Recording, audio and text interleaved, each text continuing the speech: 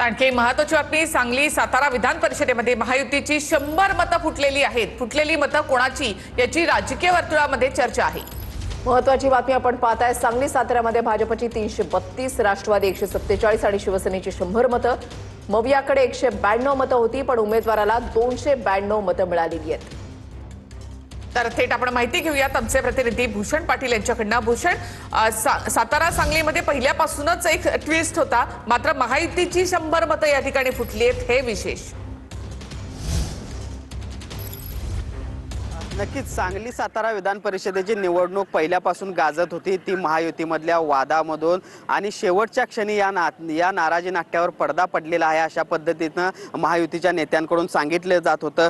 सध्या भाजपचे धैर्यशील कदम यांचा 593 मतांनी जरी विजय झालेला असला तरी प्रत्यक्षात एकूण मतापैकी जवळपास 100 मतं जास्त आहेत ती महाविकास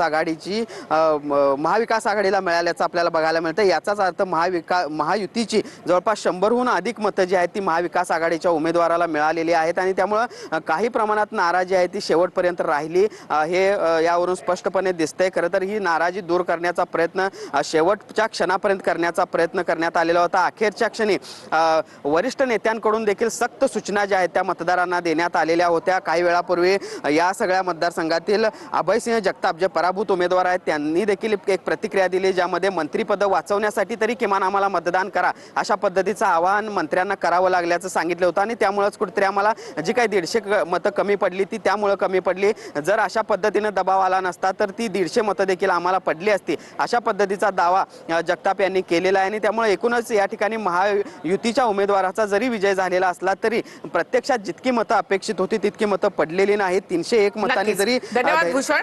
प्रथमच या ठिकाणी भाजपचा उमेदवार निवडणुकीच्या रिंगणात होता आणि शेवटच्या क्षणी शिंदेच्या शिवसेनेनं आणि राष्ट्रवादीनं महायुतीमध्ये भाजपला पाठिंबा दिला होता। तर आणखीन एक महत्त्वाची बातमी, धाराशिवमध्ये महायुतीचे बसवराज पाटील यांचा विजय झालेला आहे। महायुतीचे उमेदवार बसवराज पाटील 721 मतांनी विजयी झालेले आहेत। काँग्रेसच्या महेश देशमुखांचा या ठिकाणी पराभव झालेला आहे।